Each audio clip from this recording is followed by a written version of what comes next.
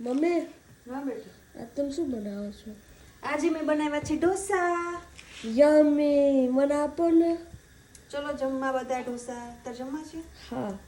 જો પેલા કેચઅપ નાખ્યું તું મોટો થાય ને ત્યારે બનાવજે. ઓકે?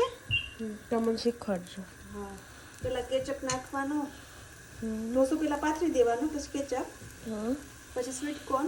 Sweet corn. તારો ફેવરેટ છે ને? હા, આઈ લવ સ્વીટ કોર્ન.